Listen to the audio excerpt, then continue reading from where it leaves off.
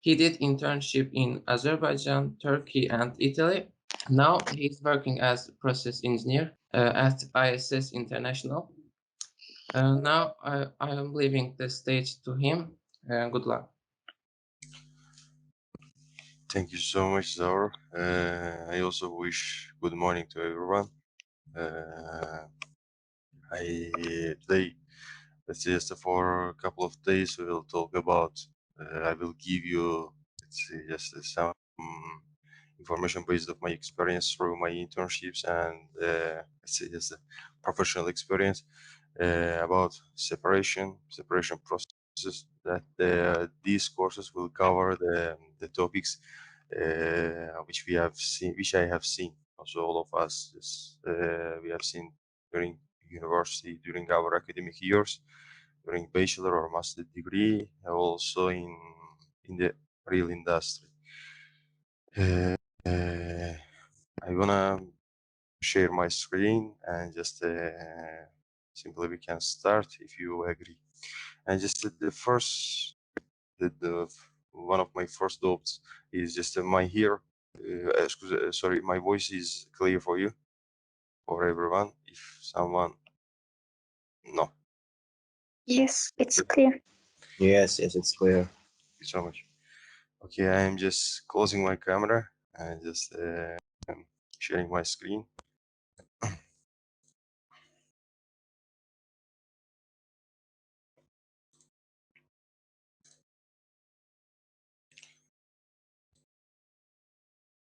Please let me know if you see my screen. Yes, we see. Yes. Today, perfect. Today, I will give you some brief information. Let's say just brief information about the separation processes, mainly about not about the theory, but about some of types which we encounter during in industrial processes. Yeah, that's called just our course is called the separation equipments, but the first chapter is dedicated for the separation processes. And as Zaur, thanks to Zaur, that he gave some brief information about me. Just also I wanna cover some points. Just my name is Taleh Nuri, and I'm chemical process engineer. Actually, I'm now just making my career, my early career. I have nearly 3 years of experience in petrochemical, mainly in oil and gas industry, but also in petrochemical industry, also some in let's say just a biorefinery, bio industry. Just I have been involved in some projects regarding biotechnology, mainly about the production of the biodiesels from seeds from vegetables. Okay, my education. I have done my bachelor degree of chemical engineering in Baku Engineering University, as we all know, the previous former Kafkas University, from 2012 till 2017, and I have done my Master of Science in Chemical Engineering in Politecnico di Milano in Italy from 2017 until 2019. And after my graduation, I've been working in one of the engineering companies in Italy, in Rome, which is called ISS International SPA. Till now, I am working there. As Zaur said, yes, I have done several internships in BP, in soccer, also in Petkim, in Saipem, in several countries, let's say in Azerbaijan, also in Turkey, also in Italy. Okay. I didn't want to put here my contacts. Why? Because as you know that the technology has been developed. That's why. But I want to share a point with you. Just as you know, just I see my name is Taleh Nuri. You can reach me on LinkedIn, on Facebook, by mail. I just forgot to to put my email here, but don't hesitate. Do not hesitate to contact me for any points. It it can be regarding our topic, our current topic, or just it can be also the, I don't know, some of you may be interested in studying in Italy or abroad, or just doing some postgraduate activities in chemical engineering, and just in any ways, if I can help you, I'm ready, I'm available. Okay, let's start our first topic. Let's let's say what's the separation? We know that the separation has been using, let's say, for several decades. Separation processes has been developed by all we know that by early civilizations. For example, we know that for centuries we have the industry of production of perfumes from flowers, also the dyes from plants, also the potash from ashes of burnt plants, and the evaporation of seawater to obtain salt, which is currently, which has been currently under research, one of the research topics regarding the production of the tap water or drinkable water. And another point is just another one of the not ancient, but let's say the conventional type of separation is refining of rock asphalt. But all we know that also so the human body has a separation, also has the separator. That's our kidney. This separator is our kidneys. That's the, actually it's based on, not based on the gravitational separation or just the thermal separation. It's based on the membrane separation. That's the semi-permeable membranes we have, and yeah, in our kidneys. Okay, if we say just why we need separation techniques, separation method, separation generally is used for mainly for purification. For example, in oil and gas industry, it's used for purification of the oil, purification of the gas. For example, mainly for oil platforms, it's called purification of oil. The gas plants, gas platforms, it's called the purification of gas. It depending on our main objective, our main target. Let's say that we have not tons of, but couples of separation methodologies for separating, in order to separate the homogeneous and heterogeneous mixtures. For example, homogeneous mixture, we can say that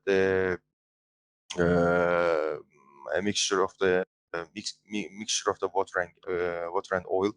For example, heterogeneous mixture, we can say just let's say the suspension, some suspension, for example, suspension of the solid, suspension of sands in oil or in water. We can use several techniques. We have the mainly mechanical and the thermal types of separation, and one can ask us, okay, how can we show the proper separation methodologies? It depends on the let's say just it depends on our mixture, as I say, our fluid, our material, and its components. Depending on, let's say, the components and the function of fluid, we can use several separation techniques.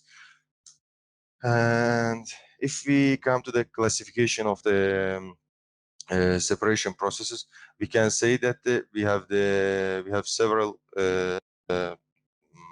we have three main types of separation methodologies. The first one is the mechanical separation, which the mechanical separation based on the, let's say, the gravitational difference, which gravitational difference is originating from the size or density difference of the components in the mixture.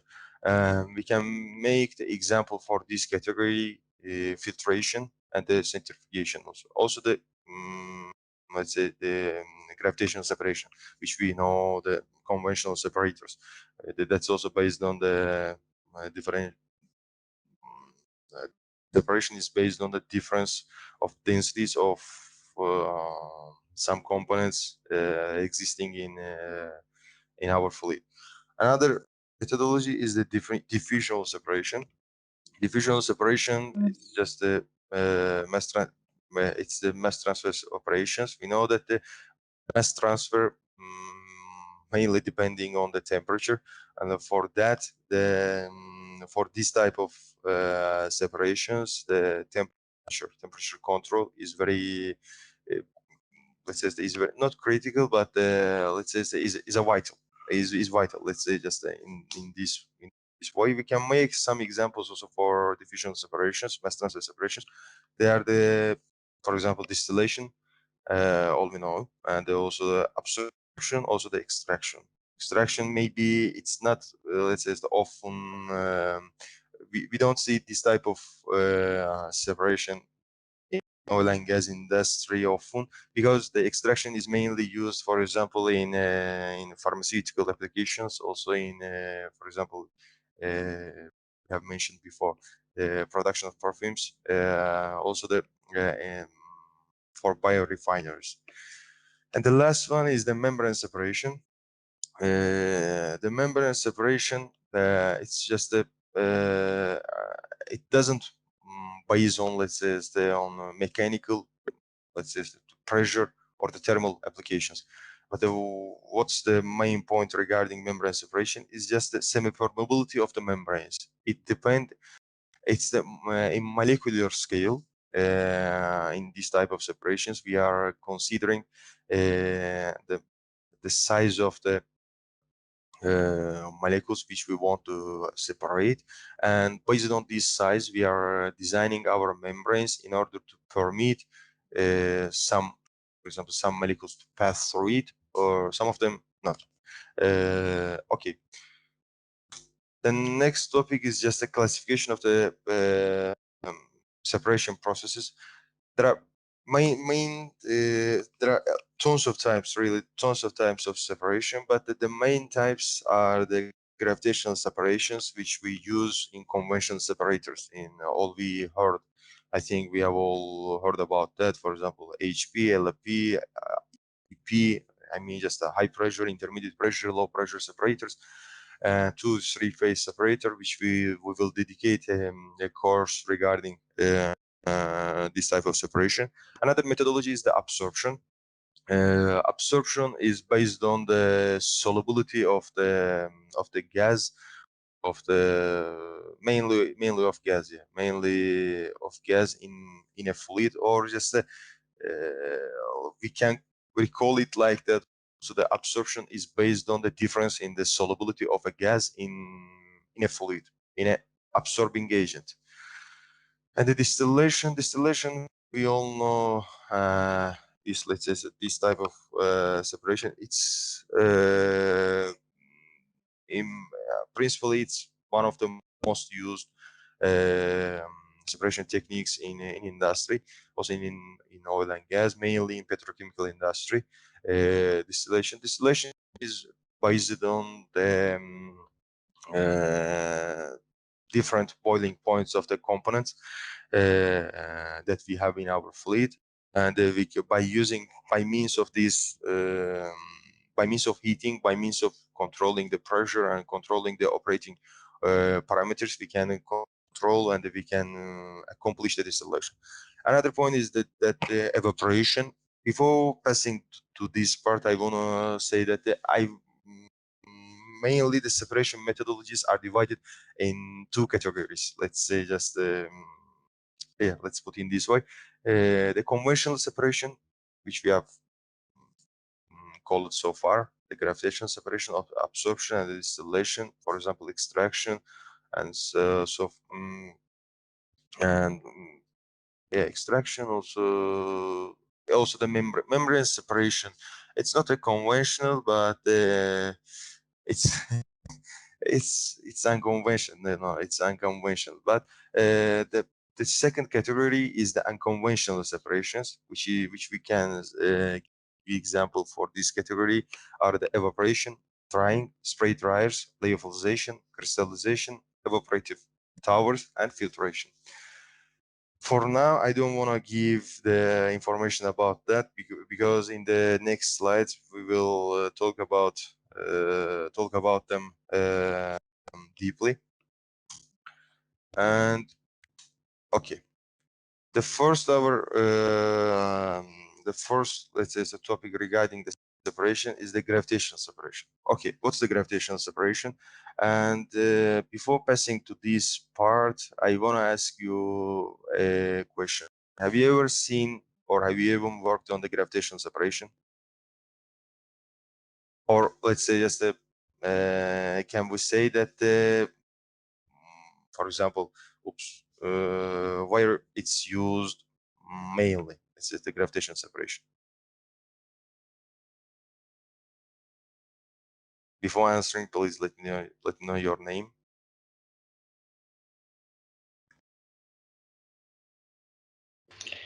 May I answer? Sure. Your name? It's Elvin Garashlı. I'm first year chemical engineering student, and I think these separators are mainly used in the offshore wells, where the crude oil just comes from the well, and we separate it into three phases: gas, oil, and water. Perfect. Thanks, Elvin. Yeah. Thank you so much for this information. Yep. As our friend Elvin told that the gravitational separation is the first equipment. Let's say if we don't consider the manifolds, the first component we encounter in oil and gas platforms, also in let's say offshore or offshore platforms or onshore industries or onshore, let's say just the plants. Also in petrochemical industry, the separators are widely used. The separation, as our friend told, that it's used to separate our fluid coming from the wells. For example, in case of oil and gas, in case of oil, not gas. For now, in case of oil, we are using it to control to separate our fluid to three phases: gas phase, oil phase, and just the water phase. But theoretically, the outlet streams are called gas stream, light liquid, heavy liquid. Let's say just I cannot use my mouse. Just if you agree, I make like this. Okay. Audience. Okay.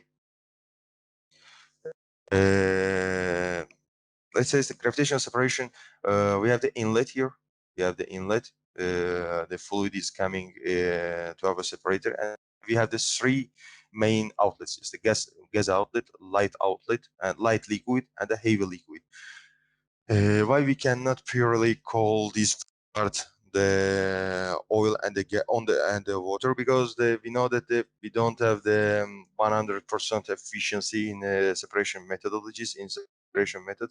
That's why I think it would be much more correct if we call them gas phase, light phase, and the heavy phase. Also in Aspen Heises, while designing the separators, these streams dedicated for the separators are called in this way. Okay. And we know that the gravitational separation, as we say, just is based on the differences of specific gravities of let's say of our streams, of our components, and by using these differences, we are separating our fluid in different streams. Okay, just here in the picture we see the three-phase separators, but we know that we don't have only the three-phase. We can also have the two-phase separators. For example, as our friend told about offshore platforms, as I remember from my internship activities, let's say in our offshore platforms, the first separator coming in our oil platforms is the two-phase separator. Then we are putting the separator. That's yeah, that's what I remember from my internship just 5 years ago. Okay, and besides specific gravity, we have also another important point regarding our separator. It's just the settle time, because we need some settle time in order to separate gas particles from the in order to separate the liquid droplets from the gas stream. And in order to achieve this operation, we need some settling time, or it's also called residence time. And depending on the product specification, as we said, we have the mainly two types of separators: two-phase and a three-phase separator. The three-phase separator is characterized with the three outlet streams, and the two-phase with two outlet streams. And the main difference between them regarding the construction, regarding the configuration of the separator, is the presence of the wear. And here, just as we see from the picture, we have here the overflow wear, and we have some here some let's say in the outlet some red icons here. Anyone can say, please, just what are let's say we have the two types of red icons. Let's say the one of them is located in the streams, and the second one is the second type is located directly on the fluid. Can we say what are they? Any of our friends? Sure, I know just all of us know about that, but let's have a little bit courage to speak it, to say it loudly. Okay.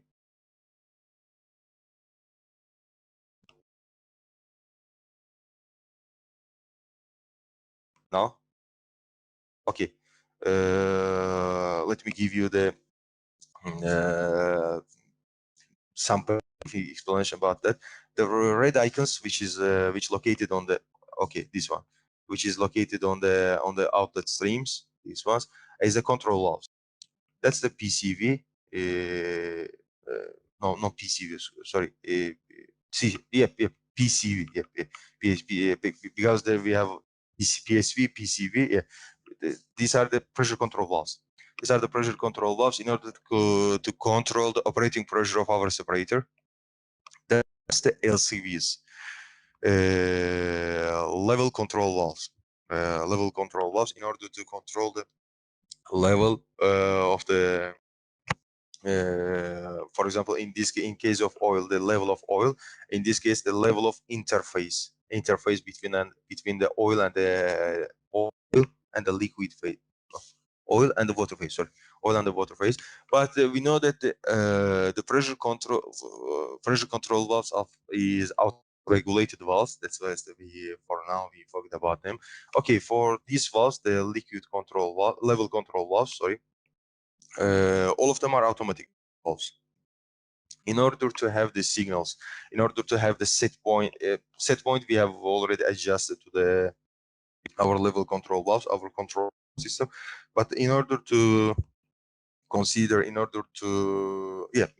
estimate the operating variable, let's say the current liquid level in our separator, we are using the sensors. This is our sensors, just which help us to determine the level of liquid levels in our separator. Okay, that's all about the gravitational separation for now. The next topic is our test separators. Test separator is also the let's say the configuration and the morphology of the separator is same with the gravitational separation. The only difference is its function. These separators is mainly used to separate the well from well flow from one let's say to separate one well flow in order to analyze it and detailed flow measurements. In this way, the behavior of each well under different pressure flow conditions can be defined. This normally takes place when the well is taken into production or later at regular intervals. Typically, 1-2 months, and we'll measure the total flow and the component flow rates under different production conditions. For example, some undesirable consequences such as slugging, which we all know that which is very problematic consequence for our oil, and mainly for not only for but also for oil and gas industries, oil and gas separators, which is the slugging. Undesirable consequences such as slugging and the scent of the well fluids, for example, can be determined by means of the separators. This diagram, which is shown in our slide, provides an example of test separation train. Okay, in this example, well fluid coming from the wells to test separator passing through the crash valve, which is not shown in this. Yeah, I do apologize, but it's not shown here. Okay, just the separated gas from the we have the crash valve, and the separated gas from the test separator flows to the HP flare, directly to the flare. For example, from production separators from HP, for example, as seen here, the first stage separator, second stage separator, the gas from these separators are directed to the mainly to the gas export system or gas export, or we know that there are some new technologies which are used in oil and gas industry is the gas injection. Even more developed is the gas lift. We can use this gas for gas injection or gas lift, or simply we can export it to onshore, or just to the distribution manifolds for the domestic use or just for industrial use. Okay. But from the test separators, the gas is directly sent to the HP flares.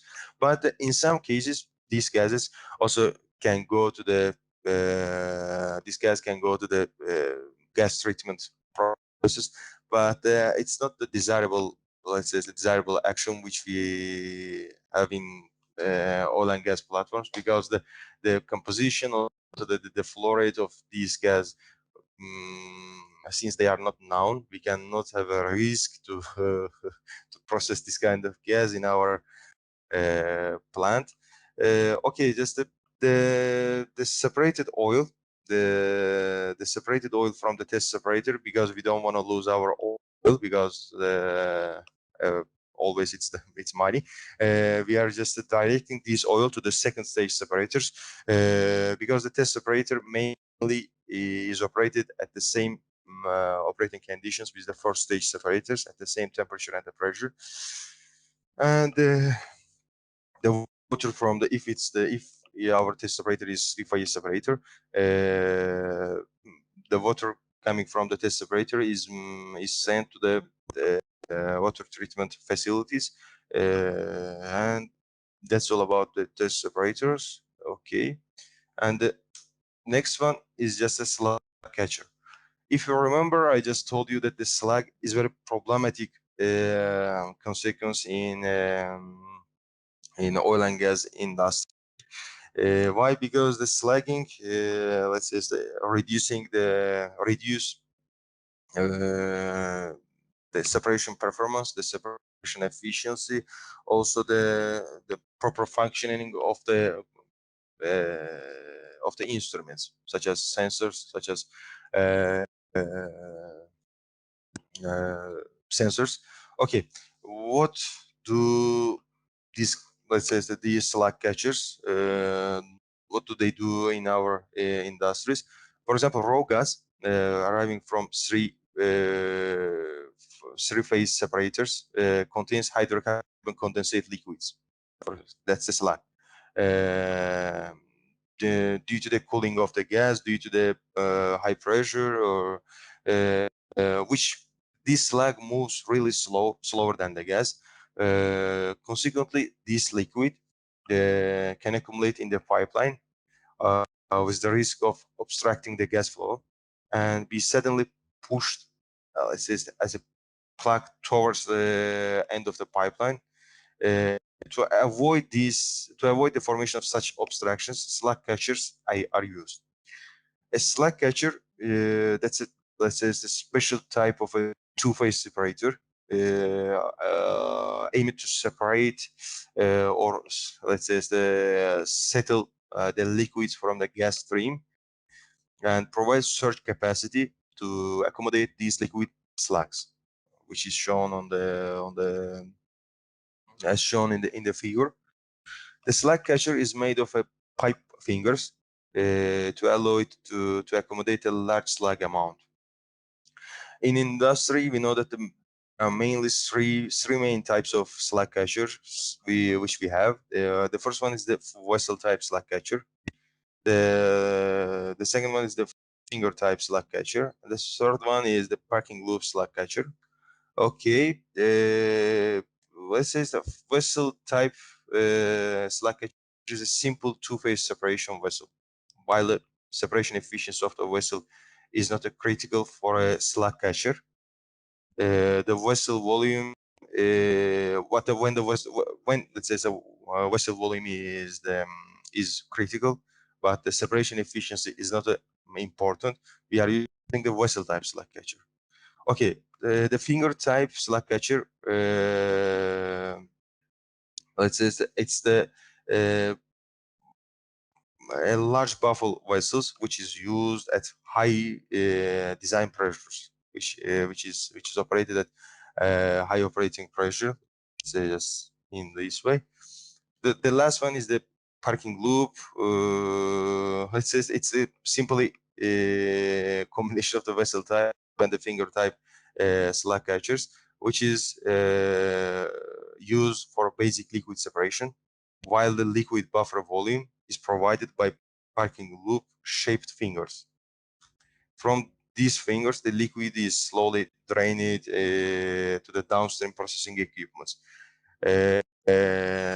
I know just it's a little bit, let's say, the complicated topic because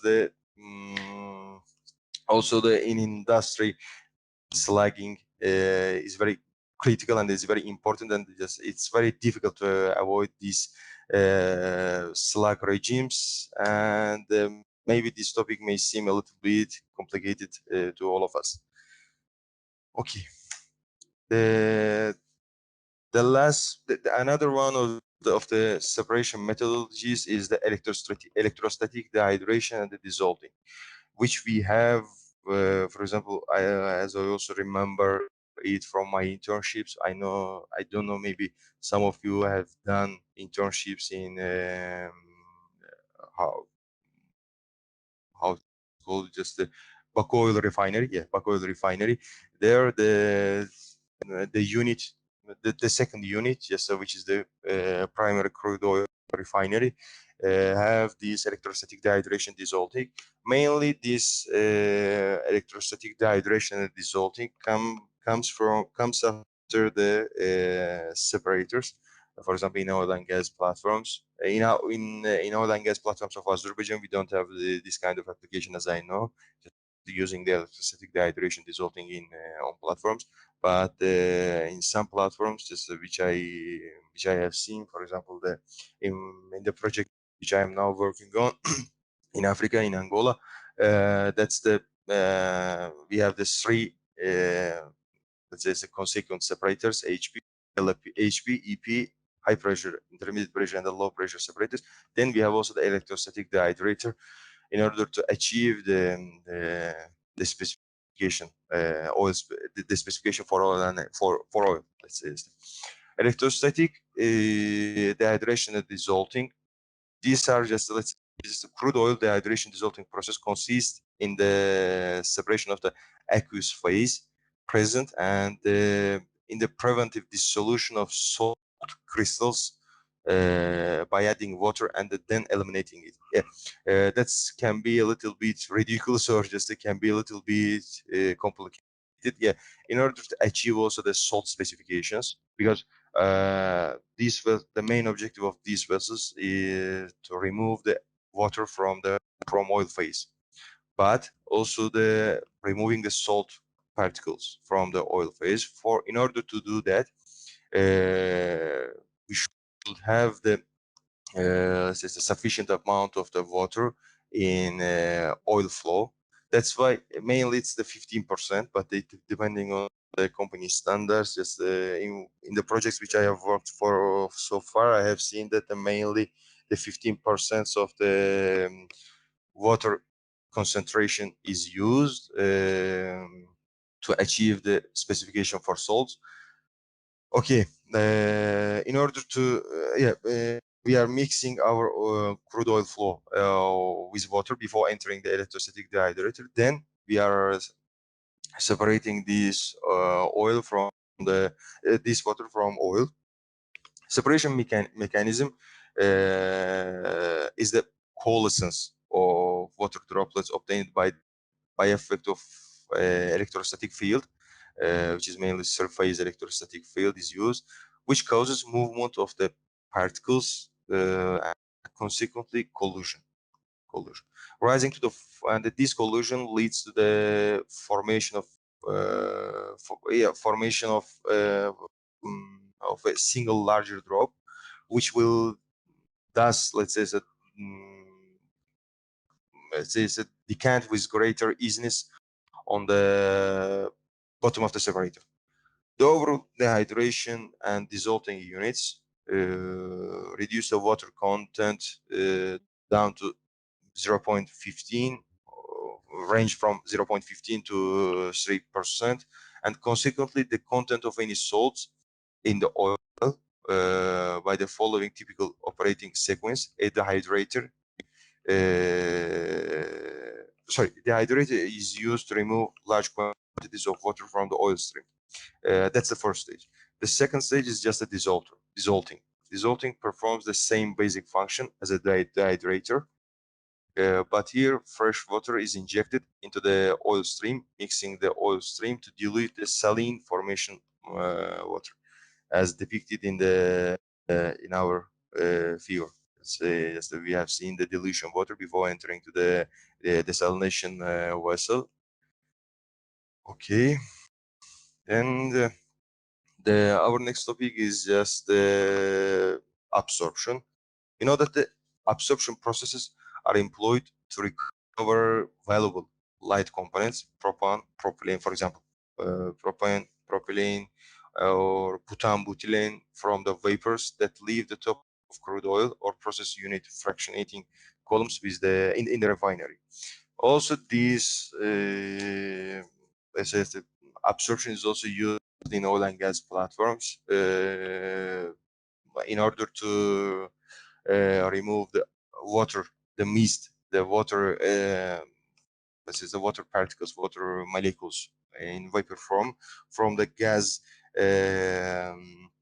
gas stream. We are using this absorption columns, absorption contactors, and here, in order to achieve the absorption process, we are using some absorbing agents. These are just, for example, monoethanolamine, the diethanolamine, monoethylene glycol, diethylene glycol, triethylene glycol. The last one, which is the triethylene glycol, that's the absorbing agent which we have been using in oil and gas platforms in Azerbaijan in order to remove the water particles from the gas streams. And when if we consider the figure shown on the slide, we can say that okay, just the gas which enters to the absorption column. We have the packing structures here. We are just our gas stream just entering from the bottom side and rises to the top side, which ended leaves our stream, leaves our column, sorry, which is called the treated gas. And here the agent, the solvent coming from the stripping, let's say the strip. Then I will explain also this part. We know that the stripping is just absolute, let's say, opposite operation of the absorbing. Yeah, just the solvent coming from the stripping column enters to the absorption column, passing through the cooling water, passing through the heat exchangers, which utilizes the cooling water. and then the gas coming from the bottom side and the water, the solvent coming from the top sides meet inside the column, and this solvent reduce the gas which we want to absorb from the gas stream, and the profile of the gas leaves the absorption column, and the solvent which also contains this absorbed gas inside it, which is called rich solvent, goes to the stripper, and in the stripper we are just, in order to recover our absorbing agent, we are using the stripping processes in order to remove this, let's say, this solid gas in our absorbing agent. In order to do that, there are several methodologies. We can use the high pressure air, or just we can use high pressure water, or simply we can use the temperature, because we know that now for the absorbing agent, generally from I think from the, not mass transfer, or from the, I don't remember exactly the name of the course, but we know that the solubility of the gases inside the water is inversely proportional to the temperature, and is proportional with to the pressure. It means just that we need to operate our absorption processes at lower temperature, and at the low temperature and the maximum high pressure as, let's say, as possible as we can. But for the stripping process, it's the reverse. For the stripping processes, we need to increase the temperature with respect to the temperature of absorption column, absorption operation, yes, this way, and we need to decrease the pressure, and in order to achieve the let's say that the stripping process, in order to achieve the stripping process, yeah. And the next step is the gas sweetening. Gas, let's talk about the gas sweetening. We know that the raw gas always contains a certain quantity of hydrogen sulfide and carbon dioxide that should be removed from the stream. But let's now, I want to ask you just a question: why we need to remove this hydrogen sulfide or carbon dioxide from our gas streams? Any of our friends? It's corrosive.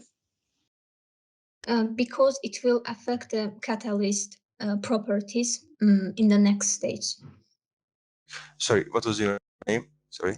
I'm sorry, Taleh Mehmet Hasanzadeh. Taleh. Yeah. Okay, Taleh, could you please repeat it again? Sorry. Yes, sure. So we should remove the hydrogen sulfide from our system because it will affect the catalyst properties in the next stage of the process. So, for example, steam reforming process. Perfect. Let's imagine that we don't have the, let's say, the reactors. We don't have the catalyst. Yeah, you are right.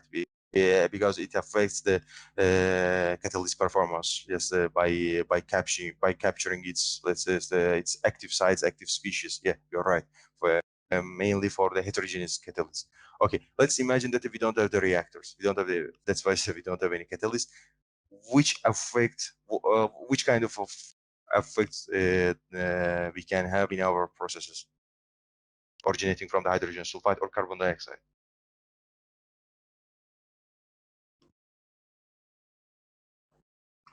H2S, it's self-corrosive, maybe. Perfect. Yeah, because it's the corrosive, mainly because of this fact. Hydrogen sulfide and the carbon dioxide, we know that in presence of the water, they can make the acids, which can change the pH number, and which can make our, let's say, our ambient, let's put in this way, ambient corrosive. Okay, about hydrogen sulfide. Anyone? Sure. Fire. Sorry. or also buyer can like demand the specific product specifications, and we Sure. should meet that because like they will use our treated crude oil in their downstream operations, Sure. and they don't want to have a sulfur or the nitrogen in their streams. Perfect. That's also another, yeah, that's also another option. Let's say that that's also another target. There is also another target for let's say removing hydrogen sulfide and the carbon dioxide. Let's say just we know that in order to transport the gas from point A to point B, we should have the compressors, right? If we don't use this hydrogen sulfide or the carbon dioxide, why we need to put much more energy in order to transport it?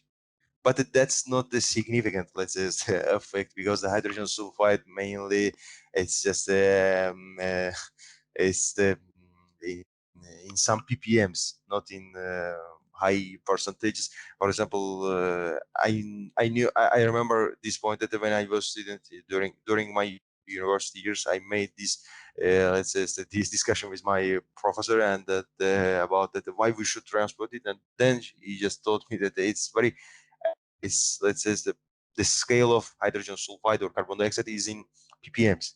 That's why if yeah, you are right in the theoretical side, in the 100 in case of the 100% of efficiency, yeah, I was right. But considering that this small scale, it's called, which is very well known word in chemical engineering, negligible.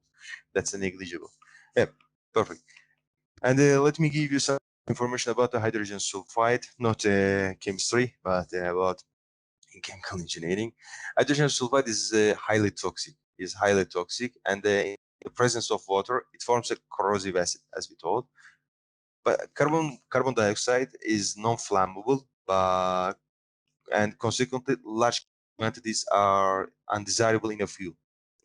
For carbon dioxide, like carbon dioxide as a hydrogen sulfide, also it forms a corrosive acid in the presence of water. Okay, sweetening of gases occurs by using absorption. Again, the absorption in aqueous solutions of, but in this case we don't use the before mentioned absorbing agents. Instead, we are using amines in order to as an absorbing agent, and that's the not let's say I do apologize, I forgot to mention about we have the two types of absorption. One of them is the physical absorption. The second one is the chemical absorption, which is also called physisorption, chemisorption. In literature, if you search about that, and because we will dedicate the course about the absorption, that's why I don't want to give some detailed information about the absorption or absorbing agents. But regarding the gas sweetening, I had to mention about that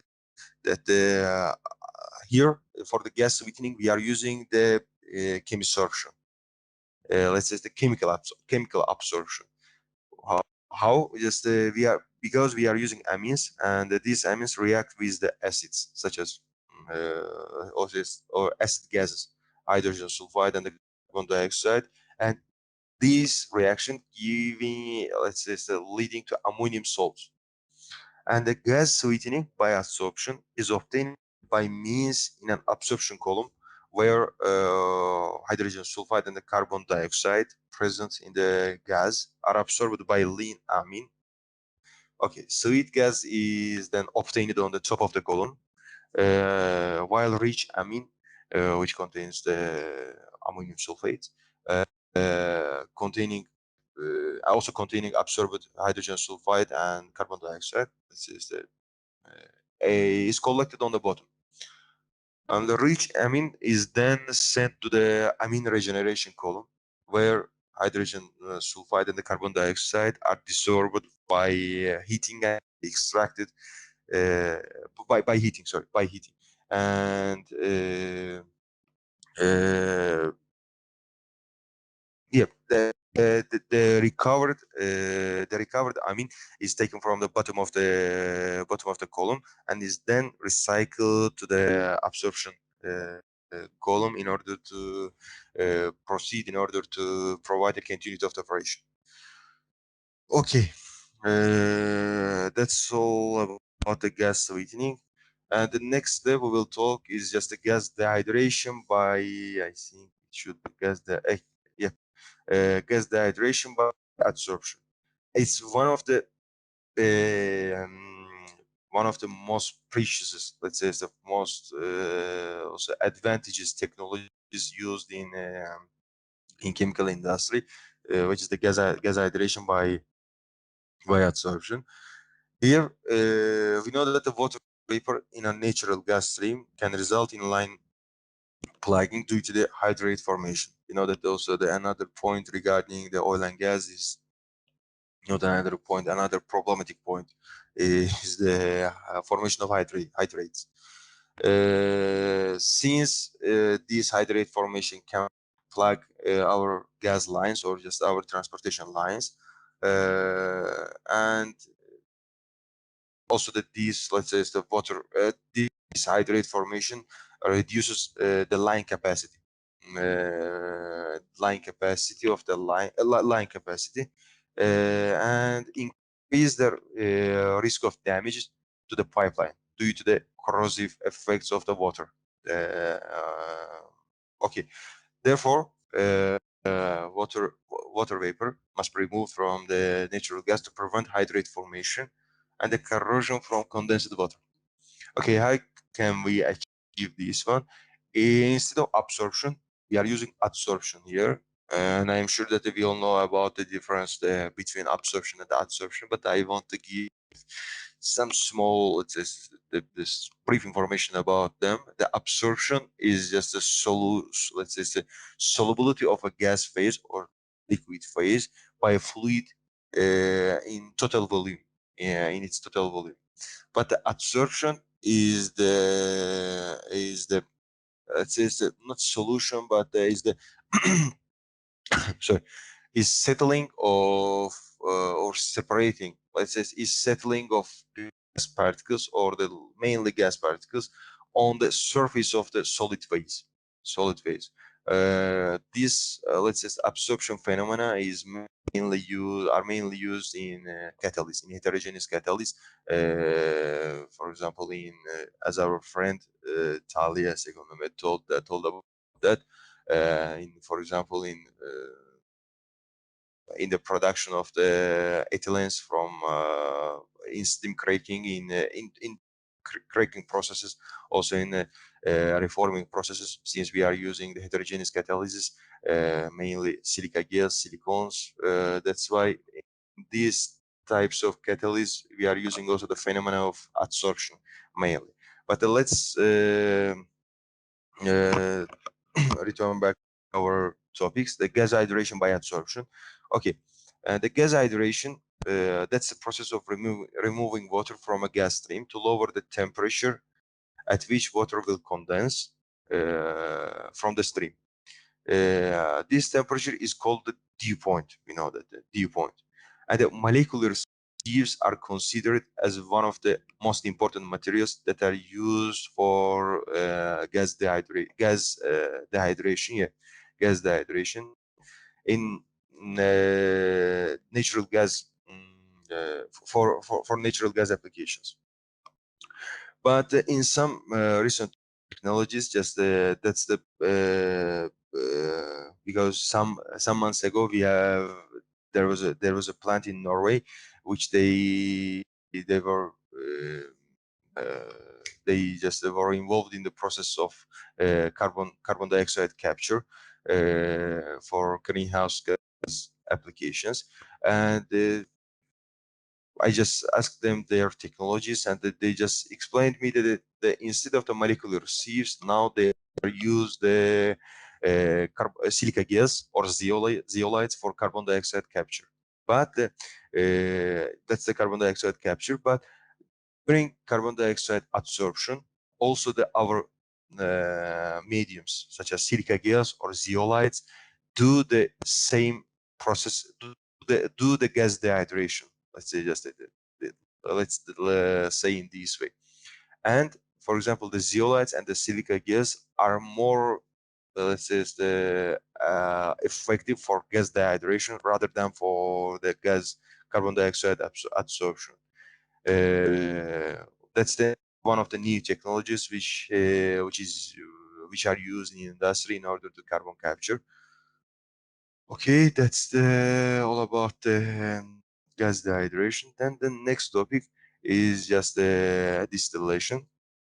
And distillation, we all know about them. It's just because distillation is one of the most, let's say, one of the best known topic in oil and gas industry. The distillation columns, that's based on the different volatility of the components which we have in our columns, in our fluid entering to the columns.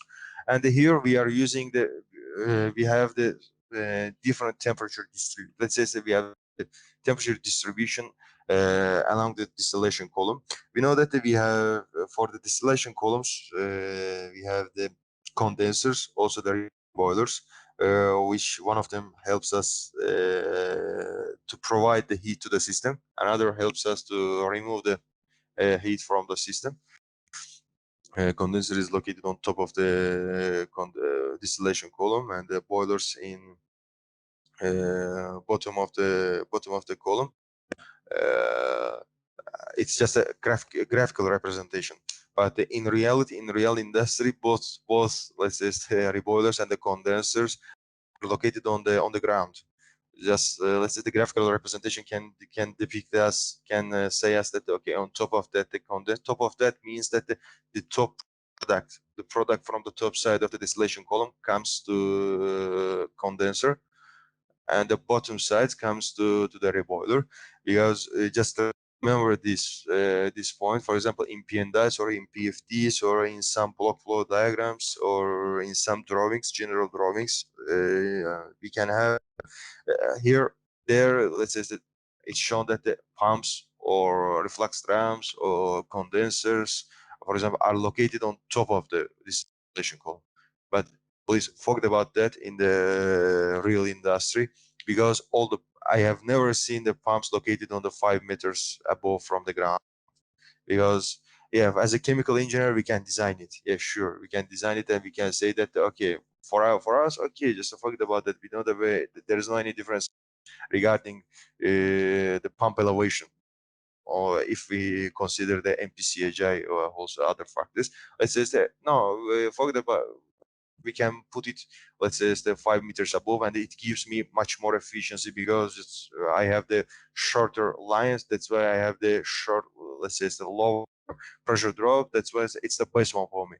In that case, the construction engineer or the mechanical engineer can say to you that okay, for the process parameters, the pump can be operated perfectly, but they consider also the vibration, also the, let's say, the stability of the construction facilities which hold the pumps, which hold the pumps. That's why I have never seen pumps or condenser or the boilers or other big vessels which is located 20 meters above the ground.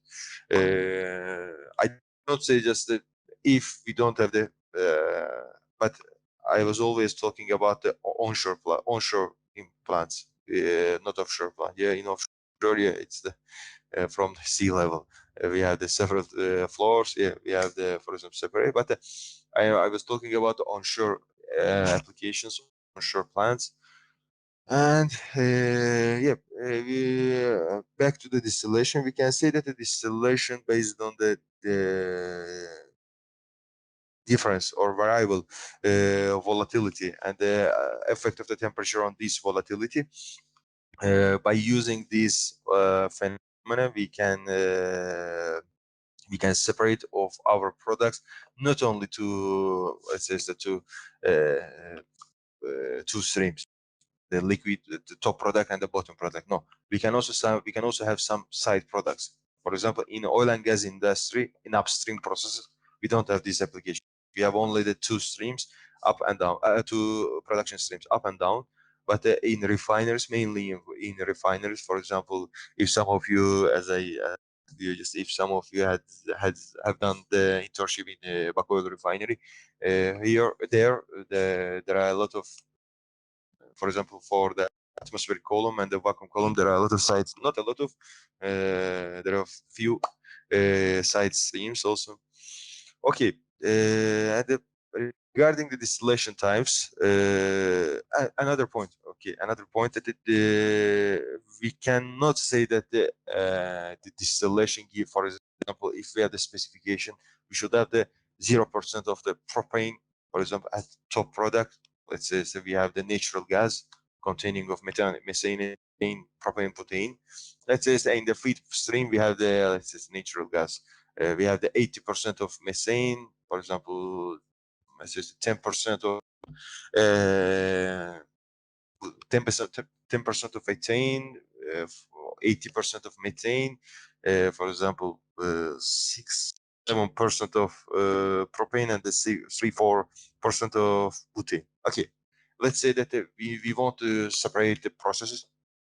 Sorry, stream, and the specification in the top product, we have the 0% of the propane. Just believe me, it's impossible.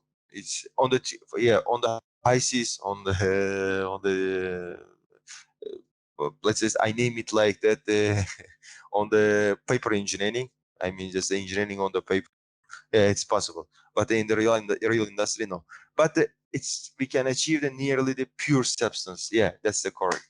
Because since we have some specification, we can achieve the nearly complete separation. Yeah, there are some very well-known distillation time, which is, for example, the fractional distillation, also the steam distillation, also the extractive distillation, isotropic distillation, and the reactive distillation. For me, the most, not most important, but the most interesting one is the isotropic distillation. Then we will dedicate a course regarding the, let's say, the distillation. Here I will give the detailed information about the isotropic, also the isotropic distillation. Okay. For now, I want to take a real example. That's the ethylene plant. I will ask you some couple of questions about that. Okay. If some of you also, if some of you have done the internship in Petkim in Izmir, this process is very clear for them. Also for our other friends. Well, that's a block diagram of the ethylene plant. In order for the polyethylene and for example also for polypropylene production, we are mainly producing for polyethylene application. Sorry, we are mainly producing the ethylene in ethylene plants, and this figure show the simple block flow diagram of these processes. Okay, here the liquid feedstock. We know that the main feeds, the main feed for the ethylene plants is the naphthalene, is naphthens, and because it's in the liquid forms. Also, we are using the steam. Okay, just that's something about the not chemical engineer. For example, the cracking. I don't want to make any question about that because it's the topic of the chemical reaction engineering and the chemical industrial organic chemistry. Let's put in this way. Okay, after passing some stages and after, for example, the oil quench, compression, acid gas removal, we have the before entering to the, after also drying, we have the streams of the methane, ethane, propane, and butane. Okay, now firstly we are removing the methane. The second one is the ethane. The priority is going on in this way that firstly we remove methane, then ethane, then propane, then butane. And as I told you that we are using as a feedstock the naphthalene. Please, any one of you can say me that why we don't mainly, sorry, we don't firstly don't remove the butane from our stream, but we remove the methane.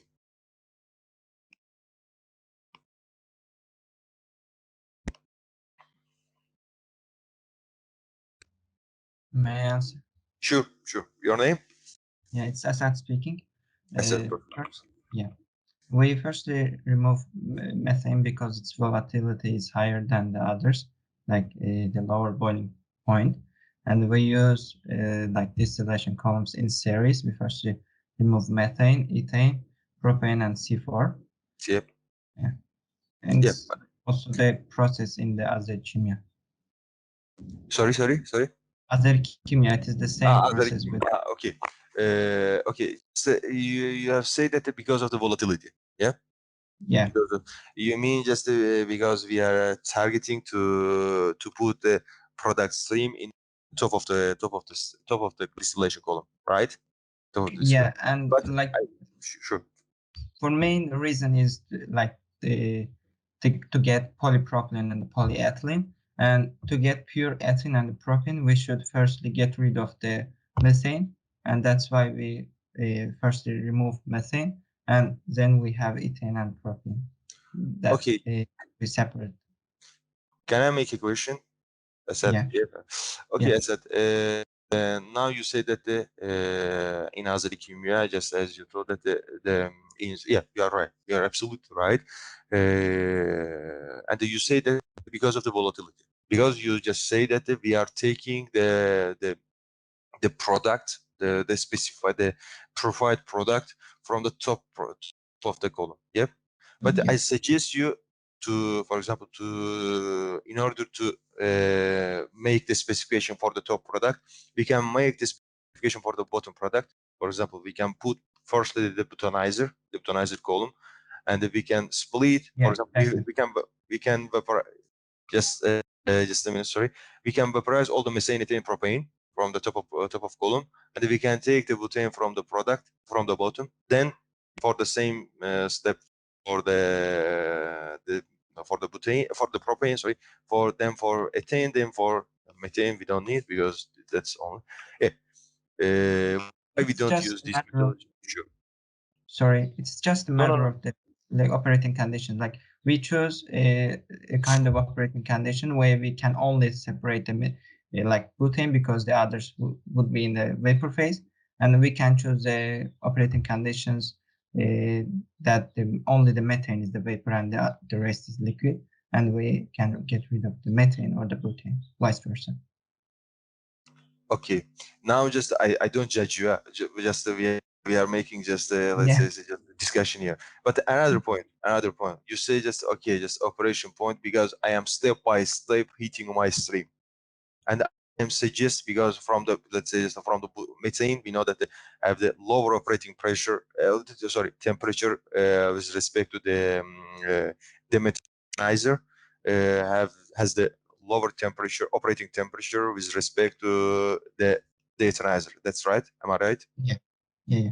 Yeah. In this methodology, you are saying that since you are proceeding in this way that by heating the stream, by increasing the temperature of the streams. But I'm suggesting you instead of heating the streams, increasing the temperature step by step, I'm suggesting you decreasing the temperature step by step.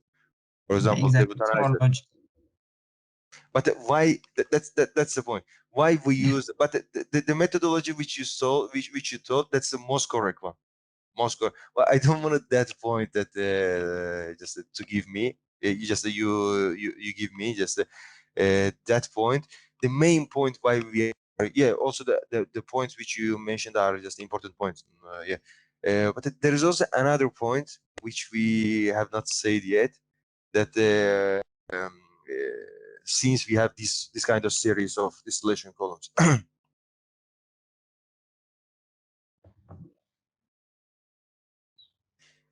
Okay, I said, what do you think about that? Let's say just I said let's put it this way. The gas stream coming from the cracking. Let's assume that if we don't have any C5, C6, C7, Yeah. no of them. No, let's say we have only C1, C2, C3, C4, and let's discuss about the composition. What do you think about the composition? Which is the major component in this stream? Methane, ethane, propane, or butane? What do you think? Yeah, I think we're coming from the higher one. Sorry.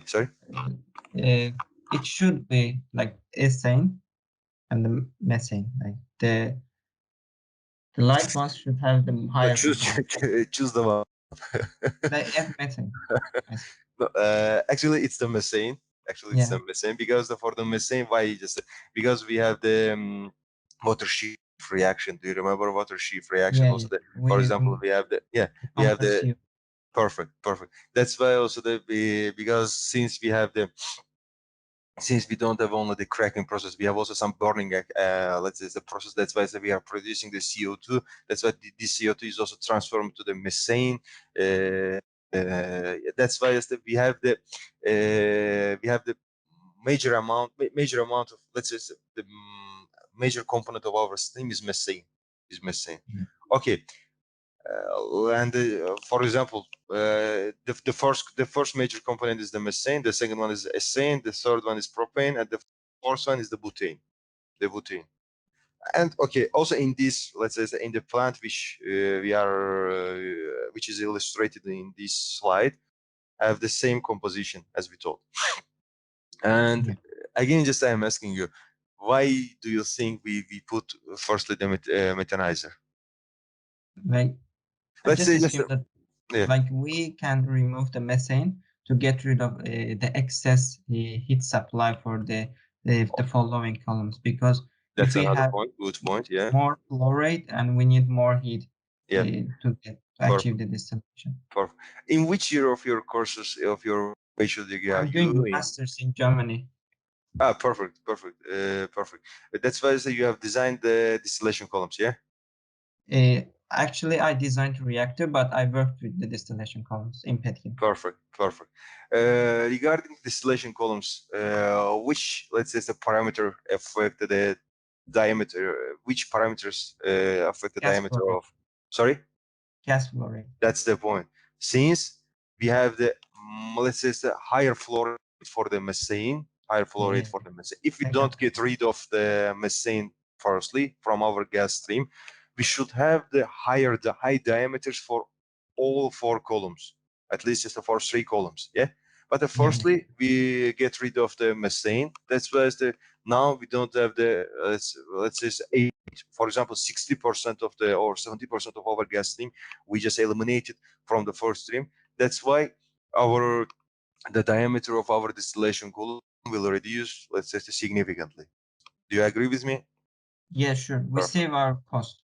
Yeah. All our costs, also as you say, just for example, here the capital cost, maintenance cost, all of them, all because we know that the design processes, the design methodologies are not based on the process parameters. Yeah, we can be the, let's say, it's the perfect, let's say, it's the very well educated chemical or process engineer, and from the theory we can know every point, but during the meeting, if the project manager say us that okay, just that's the perfect solution which you propose, but that's not, this doesn't match with our, let's say, the economical circumstances, economical consideration. That's why we should, because in that case, nothing, just the project which you have done for 2 months, they will just eliminate, they will cancel it. Okay.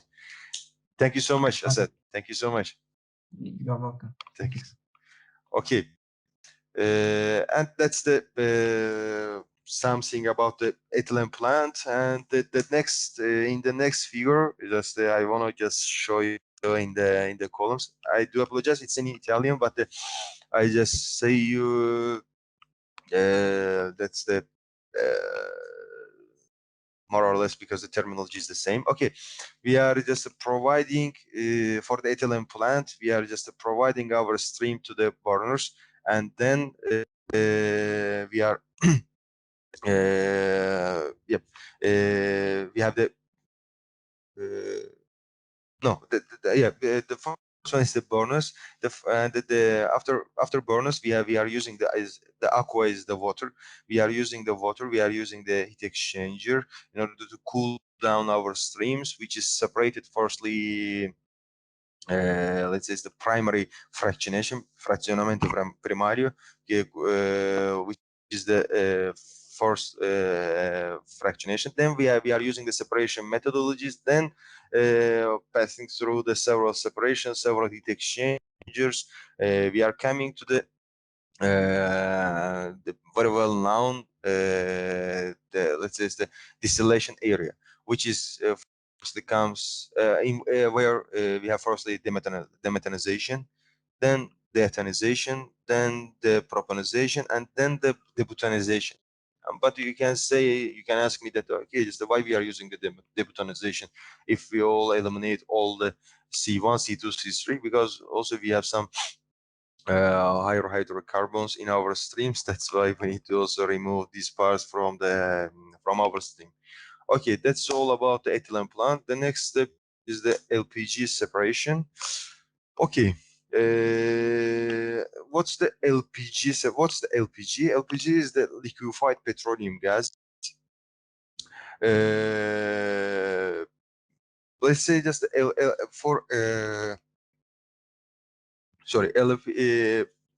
this LPG separation, which is used in the industry also in a wide range.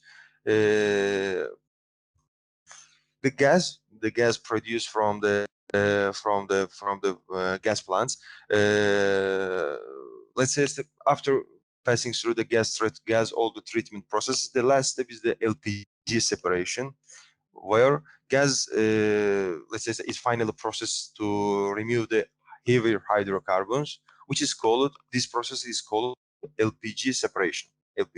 LPG mainly consists of ethane, propane, and butane. And the separation of LPG components in gas is not only required for hydrocarbon dew point control in a natural gas stream, but this also, let's say, contributes to the economy, because the LPG separation of LPG, we can sell it as a fuel.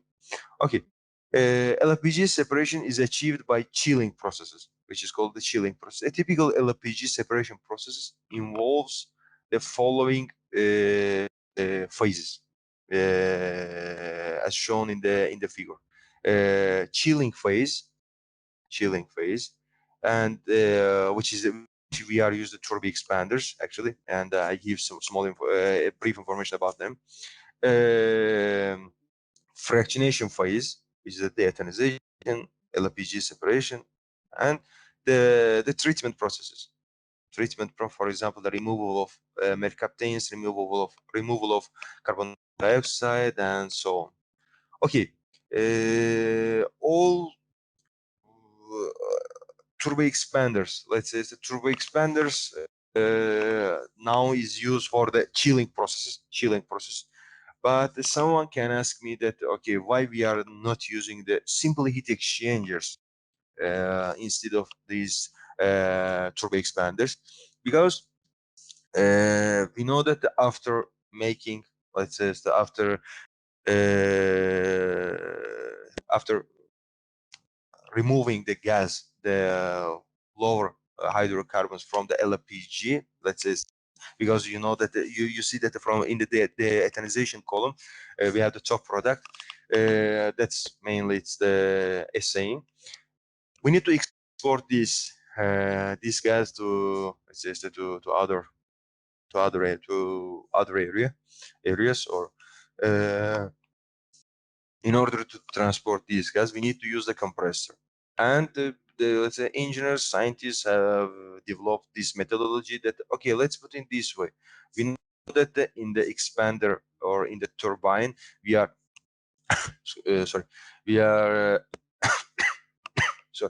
we are decreasing the pressure of the gas. We are decreasing pressure of the gas, and we know that the decreasing of the pressure triggers just a point in our brains. It's a Joule-Thomson effect.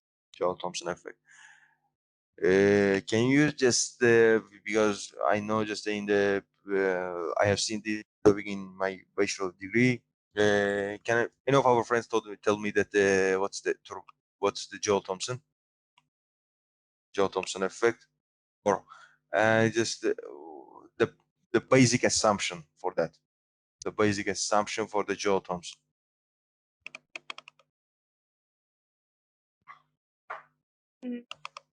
during the expansion, gases cool down. Yep. And Sorry. during, Yep. Yep. I am Afak, sorry. No, And during the compression, gas can heat up, but it also depend on the coefficient, whether perfect. it's higher than 0 or less than 0. You are talking about the coefficient of what? Coefficient of Joule-Thomson? Yes, Joule-Thomson, for example, we can't use this for the hydrogen or helium. Yeah, depending on the operating and the temperature, let's say, It's in the temperatures. yeah, the temperature applications. Yeah, you are right. But you say that the Joule-Thomson is just decreasing of the temperature regarding the loss of pressure. Yeah, loss of pressure. If we are coming down from the P2, higher pressure to the lower pressure, we are also decreasing the temperature. Yeah. Oh, yeah. But let's say that's the isenthalpic or isentropic, or that's the isothermic or adiabatic. Which kind of process do we have in thermal Joule-Thomson? Isenthalpic. Perfect. Yeah, perfect. Your name? Patty. Thanks, Barry. Yeah, that's the isenthalpic process. Also, thanks, Afak. The coefficient is very important. That if we have the negative, because depending on the temperature and the pressure ranges, we have the negative or positive thermal expansion. Sorry, not thermal expansion. Joule-Thomson coefficient. Sorry. And this this Joule-Thomson effect contributes to decreasing of the temperature of the stream passing through the turbine, and we have the shaft in the turbine turbo expander, that's the common shaft, which turns because we are losing the energy. We are losing the energy in turbine part of the turbo expanders. Let's say the left part. That's why this internal energy is converted to the mechanical. Kinetic energy of the shaft. And that shaft is also connected to the compressor, which compress the gas which we produce from the deionization column. And in order to transport it, okay, that's all I think about the LPG separation. And now I want to start topics regarding some unconventional separations, which is here, for example, we have the first topic is the evaporation. Evaporator. Evaporation, that's the simple is the concentration of a solution, let's say of non-volatile solute and let's say it's a volatile solvent. That's the cylindrical vertical vessel. Here a liquid solution is fed from the side, and it has to be concentrated. I don't say just, for example, if we have the soluble solid in the water, and we need to increase its concentration, not to evaporate all water, just decrease the amount of water, or in another words, let's say if we want to concentrate our solute, we are using the evaporator column, evaporation processes. And here we saw that we cannot see the half presentation. Can you? Sure. Now? Wait. Also no? Yes, we see. Oh, perfect. Sorry, just because from my screen it was clear. Okay. That's our evaporator, which we have the inlet here, main inlet. Okay, and then we are using the energy in order to evaporate the water. Here we are using the steam. Mainly for the which steam should I think should condense, because we know that for the exchanges, mainly if we use the steam, we want to we aim to use its latent heat in order instead of sensible heat. We intend to its latent heat. That's why in the exchangers we have the steam. Sorry, we have the in inlet we have the steam, and in the outlet we have the condensed water.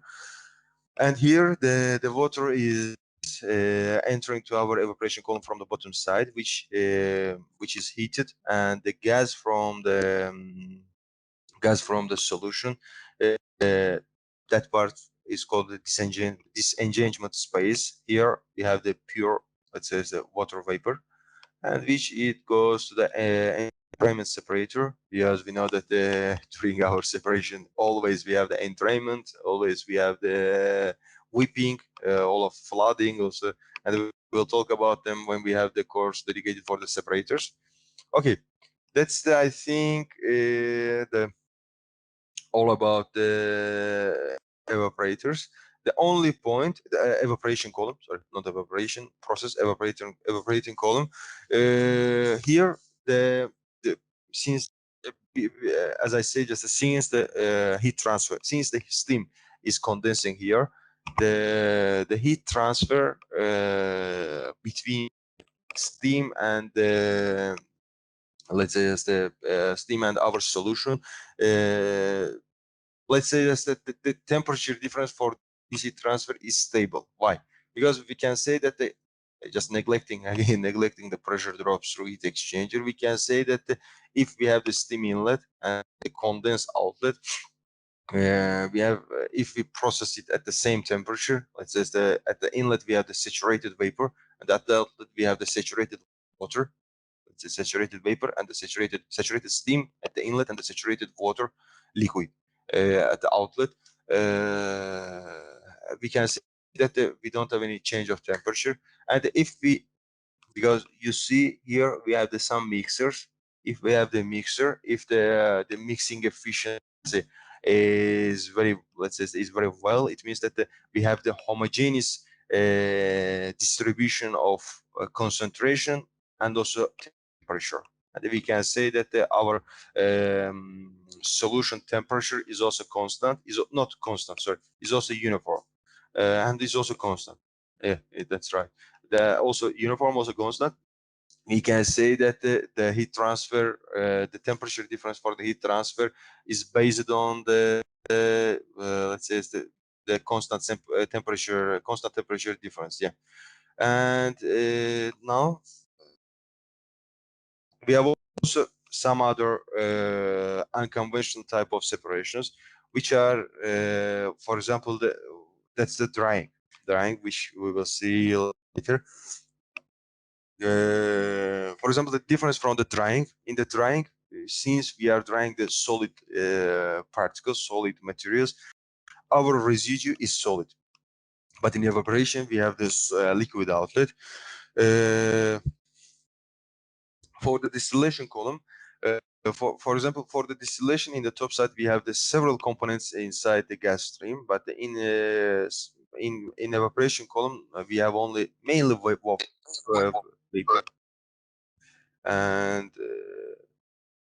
and okay, and the difference from the crystallization, just in the crystallization, because here in evaporation we are aiming at producing the concentrated solution, but in the crystallization the main objective is to producing the crystals. Okay, and the technical slang for the evaporation is the let's say the mineral bearing water process. That's let's say, so normally called water distillation, but in reality it's the evaporation instead of water distillation, because we don't have any let's say it's the track of distillation here. That's why that's the evaporation. That's just for your info. And the next part is about the drying. Sorry. Okay, in drying operations, we remove mainly water from the materials that's used for drying drying solid particles. For example, drying, we can see it in the polymer production after producing, after for example, before packaging processes, because that's the last step. I just wrote here, it's a final step. It means just in operation, but not the packaging. But before the packaging, we should dry our solid particles in order to, let's say, make it ready for the transportation, or just for the packaging.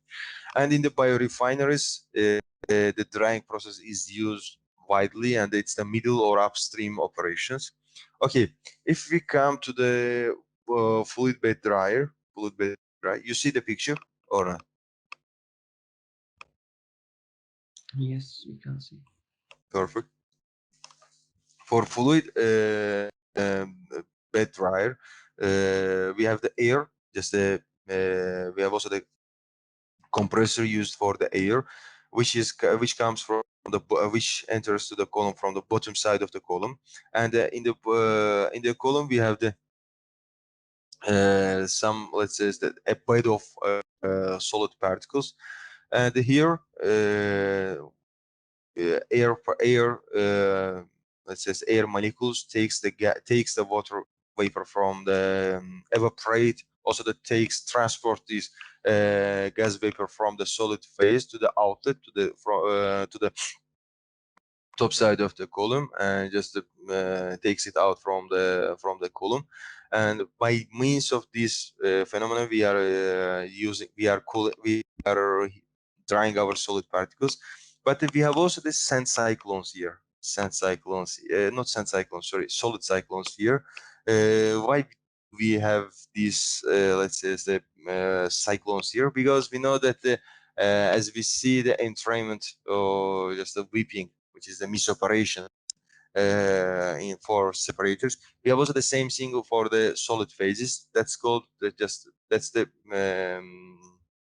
removing, or the entrainment of the solid particles in gas phase. And in order to recover these particles, we are just using sand cyclones if our solid particles is very precious, is very, let's say, if the cost for the sand cyclones is not higher than the cost of let's say the lost amount of sand cyclones, we are using the sand cyclones. Okay, let's say we can also use the another gases as a drying gas, for example the nitrogen, but mainly we are using the air if we don't have any side effect. And we have the sorry, I just forgot another one point. Just for the solid particles, the outlet is located on the right hand side. Sorry, okay, here, right hand side. Here the particles is come, also the cyclones. Let's say that the drying gas coming here, and takes for example, takes some particles from the bed of the from bed of the column, and passing through the cyclones, we are recovering these solid particles. And these solid particles, also the product solid particles coming from the side outlet, we are just in this way we can obtain our product. Okay, for the distribution, because since we have if some of you have designed just once I have designed the fluidized bed reactors. That's why I know that, for example, the distribution here for the catalyst is not just is not uniform for all particles. Instead we have the distribution of the residence time. We have the same phenomenon for fluid bed dryers.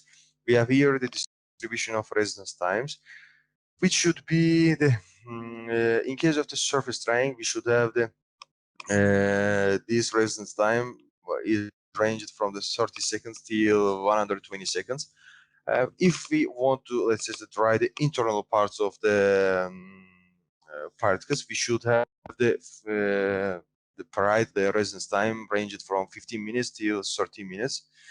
Okay, and here dry bulb temperature is used, because here we don't use the wet bulb temperature.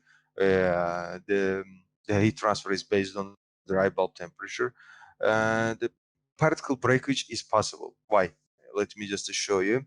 Because since our gas is coming from the bottom side, and here we have some bubbles. Then this bubble just let's say expands, and this gas escapes from through the particles. That's why we have the vibration, not the vibration, the oscillation of the particles. That's why the oscillation of the particles, we know from the some courses of the civil engineering, also the some courses of system material, we know that the stress and strain is not only the function of the force, that's also function of the time. Since we are just repeating the same the same thing for several times and for a long period, that's why we can also have the particle breakage, which leads to the solid entrainment. The drying is based on the two phenomena. Let's say one of them is the mechanical, the second one is the thermal. Let's say that both it has the mechanical effects and the thermal effects, since the fluid bed dryer is just only one type of the drying processes. We have also the another let's say the types of the drying, which is based on the mechanical phenomenon. But here the fluid driver is based on is one of the thermal applications of the drying. And as we know that, as I said, for the distillation, complete drying or just 100% of efficiency is never possible in real life. Okay, and then the next topic is about the spray dryers. Spray dryers, it's mainly used in the pharmaceutical applications because it's the separation in the molecular scale. Spray dryers mainly just have the two categories. Let's say the first one is the continuous dryers. The second one is the dryers is the is based on convection heat transfer. Let's say the spray dryers are used. Let's say the drying a solid in a liquid phase, such as fine suspension and the aerosol. Also in our atmosphere, there are a lot of aerosols. Also, they are used for the in order to produce the solutions and the liquors, mainly for the pharmaceutical applications.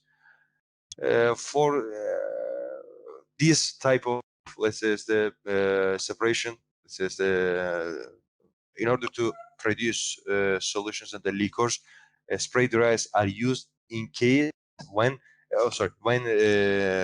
these particles cannot be mechanically dried, because they are let's say that they are brittle, or just for some other mechanical, considering other mechanical parameters, or are very sensitive to heat. For example, it can change the heat, or high temperature can change its morphology. And another point is the agglomeration. Just which is also which we have also seen for the catalysts in elevated temperatures. We have the agglomeration.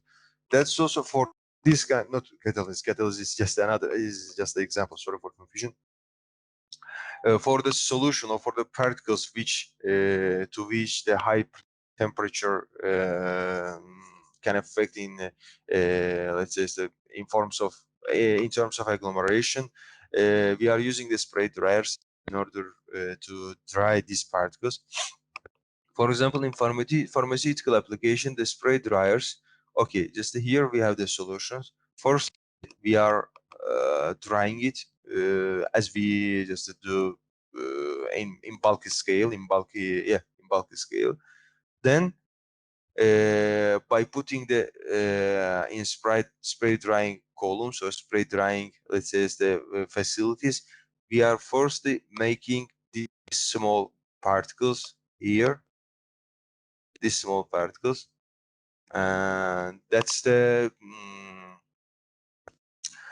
and as I say, just that's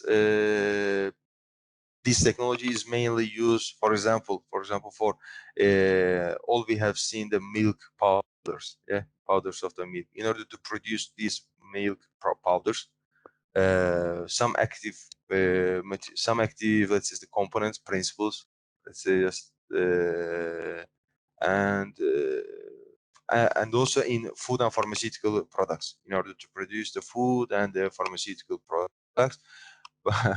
Unfortunately, the let's say that these applications we don't see in main. We don't have it in. Not unfortunately, it's just we don't see it in. We don't see this kind of application in oil and gas industry. Okay. The another point is the lyophilization. Lyophilization is mainly used for sorry, for the food industry. That's the batch operation. That's the best batch operation. In the supermarkets, we see some frozen products, some let's say some ready, let's say, semi-ready, semi-cooked products which are sold in supermarkets. In order to produce this kind of materials, lyophilization is used. That's a batch operation, but the continuous lyophilization is also seen in industry, but that's not the that's just the automatic load and unloading of the trays which is used for the lyophilization. Lyophilization is based on the sublimation of water, directly sublimation of water ice to the vapor phase. It's conducted at low temperature and the vacuum conditions. Why, you can ask me? Because as I said, just because they are the because we are dealing with the food product. That's why not to give the damages to these products, we are using low temperature and the vacuum conditions.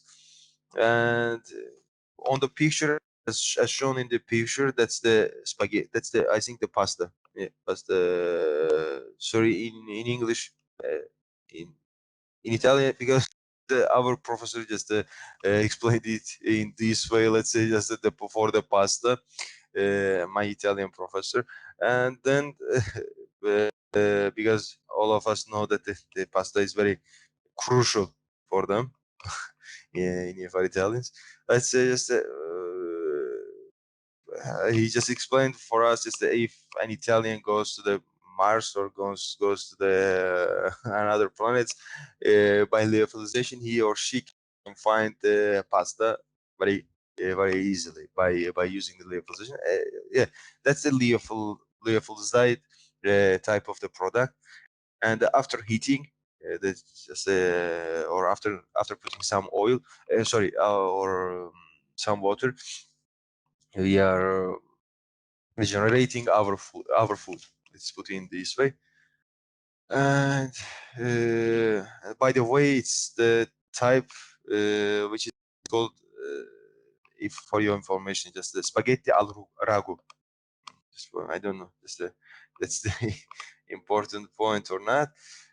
And one of the other topics just is the crystallization. I want to go a little bit rapidly because we have passed the time. Just the 2 slides remain. Okay, just the crystallization. That's the formation of the solid particles into a homogeneous phase. It can be crystallization can be accomplished in vapor phase or in liquid phase. Here we have the feed as okay. We have the feed here, just going on this way, and here we are using the circulating pump, and here we are using the steam, and just our product is going to enter into our column, crystallization column, and here we are producing the crystals of the. I think that's the mixture, but that's the one of the main problematic point of the crystallization columns, because the mixtures can destroy the crystallizate let's say the particles or just the elements, and can reduce the efficiency of our process. Okay, crystallization from solutions, actually from solutions, that's very important application in the industry, because in the market major parts of products are requested in crystalline form and are crystalline form. Let's say the crystallines are produced from the impure materials, but themselves are pure materials. Crystallization, actually, it's the generally it's the transformation of the phase of our product, but it can be also considered as a purification step, the yield and the purity are very key, let's say, the key parameters, key points in these unit operations, in these processes. And the two main points for crystallization are just the reasonable and the uniform size, because while producing the crystals, we need to have the reasonable and the uniform size. And another point is the resistance of the single crystals. In order to have the uniform size, reasonable size, also the resistance of the in order to achieve all these specifications, we need to consider always CSD, which is the crystalline size distribution. That's the control parameter for the crystallization. And the last point, I think, it's just the filtration. Yeah. Also filtration. Sorry. Filtration, that's just that's also used in industry. Filters, let's say, are porous media that allow separation of a slurry into its solid, which is called also cake, solid, and liquid components. In order to model, let's say, any filtration system, we need to first derive Poisson's law. That's the derived form. If any one of you just is interested in how it's derived, I can provide you with some references, actually it's the hand notes. I can provide you with them. And in order to consider the Poisson's law, we know that the industry, in industry, we are using tons of assumptions. Also, in order to derive the Poisson's law, we are using some assumptions. The first one is the liquid is incompressible. But you can ask me that, okay, but liquid is always compressible. No, incompressible. Sorry. You can ask me that the liquid is always incompressible. No. In some applications, in some temperature and the pressure range, liquids also can be considered in compressible fluids. But unfortunately, in oil and gas industry, I have never seen the compressibility of the liquid. That's why just not we can ignore, but for now we can suspend the assumption. Okay, and then for the because we have said that it's the porous medium. If it's porous medium, we have the channels for the filtration. If we have the channels, it means that for the calculation, we have considered that all the channels are straight and the cylindrical in order to drive in order to implement the Ergun equation here. That's the point.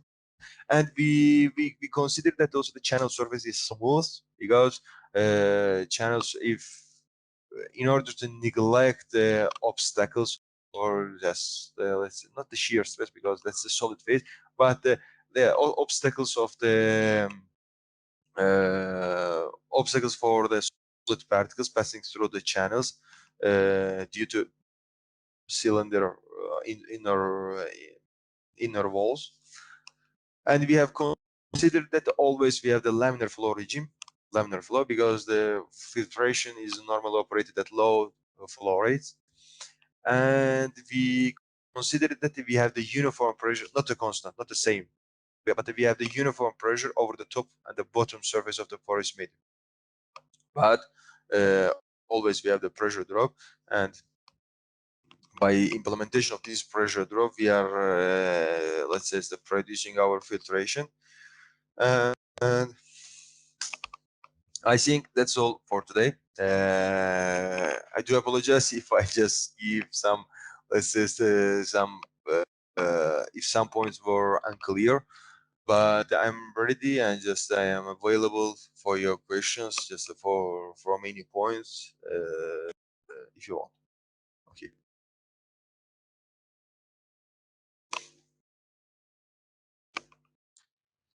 Thank you so much for such great presentation. Thanks.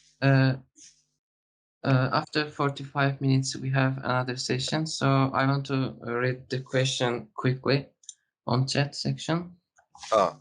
We have. Yes. Sorry, because I was sharing on my screen. That's why I have not. Okay. No, I am reading them now for Okay. you. Firstly, from Sahid Tayyip, when it's installed horizontally and when vertically, it depends on what parameter? Okay. I think about the gravitational separation. Our friend's name, sorry, is our Sahid Tayyip. type, yeah. Type, we can, yeah, you are right. We are using the horizontal and the vertical separation. For example, the real application for the horizontal separators, we are using the horizontal separators for the production separators in oil and gas industry. But for example, the vertical separators, we are using them for example, at upstream of the compressors as a scrubbers, vertical compressor. Okay, the length of the separator we need, since we have the long, let's say, it's a long path, long road, let's say, if you see my mouse, my cursor, okay, the fluid enters here, and we have the some abruptly, because we have the inlet device here. It can be half pipe, it can be another type, let's say it's a cyclonic device. Okay, we can eliminate major part of the liquid from fluid stream, and then we have the gas stream. But this gas stream has some particle liquid droplets inside. In order to eliminate them, we need these paths. Okay, so from here till the demister, or just a emission eliminator. Yeah, that's called also demister. From here to just till here, we need these, let's say, this length in order to disengage the liquid droplet from the gas phase. That's why if we need, if we have the let's say higher amount of the liquid phase, or just if we need to achieve very, because we know that the separators are designed, we will talk about them in the next section, is based on the particle size, because that's another specification which we are provided that okay, I wanna get a maximum 150 millimeter of liquid, let's say, droplets in the outlet, or just mainly it's the 300, 250 depending on the application. Okay, and this length, and if we cannot achieve this, let's say this specification in the horizontal vertical separators, we are using the horizontal separators. And then you can ask me that another consideration for using of vertical or the horizontal separator is the layout, because short platforms, okay, we don't have much limitation regarding the layout. We can put whatever equipment we want. That's why just we can put there horizontal, also all of them. But in industry, for example, in oil and gas platform, or where we have the layout limitation, we should use them. We are suggested to use, let's say, the vertical separators.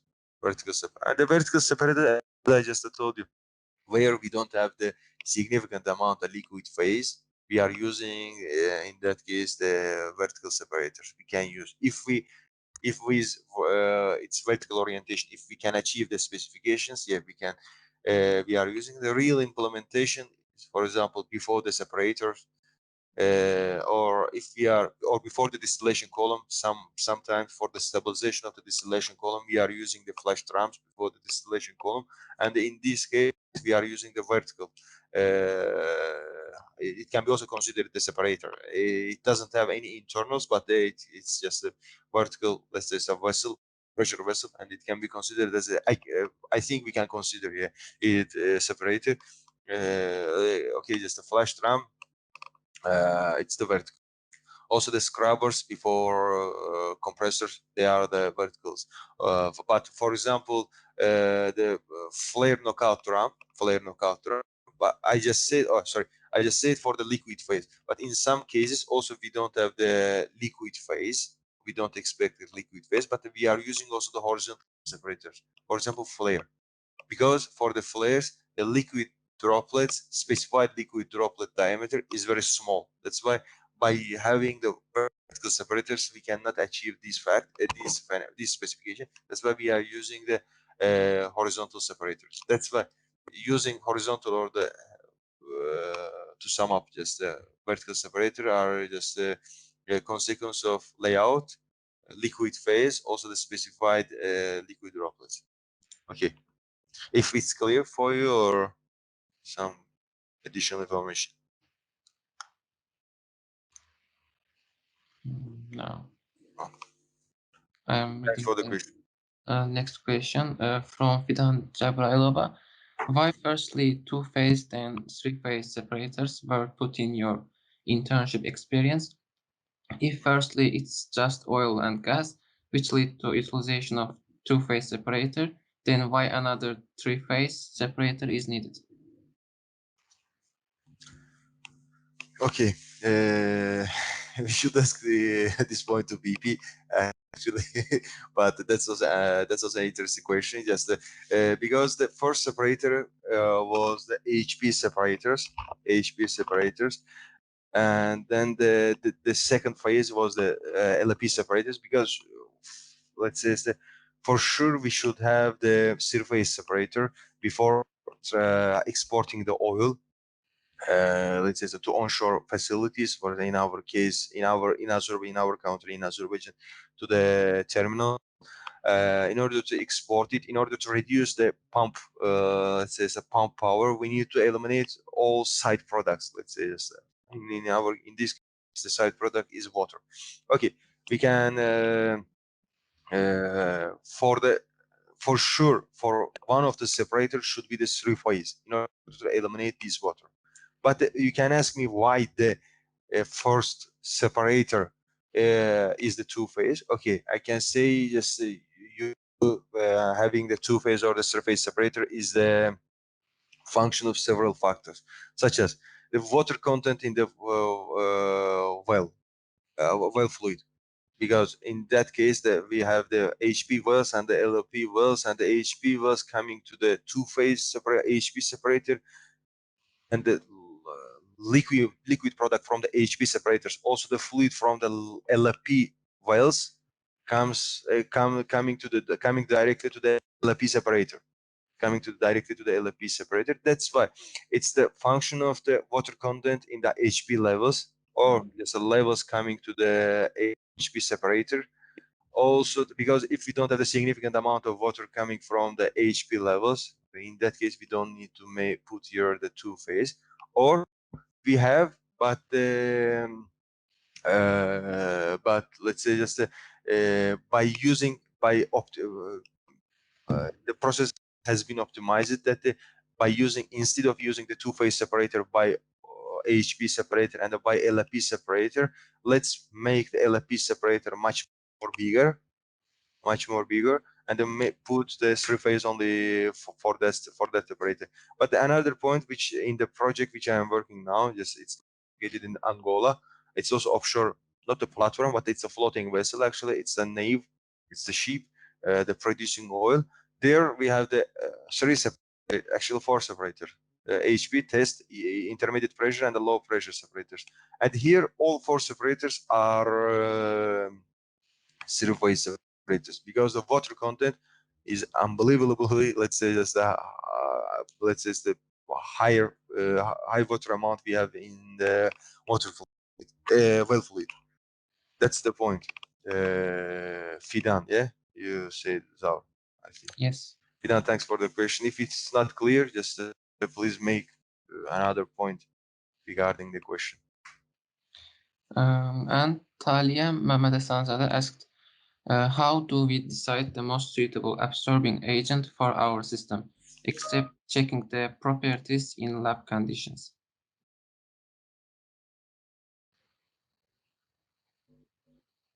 Okay. For the absorption, we should have the first point is the cost.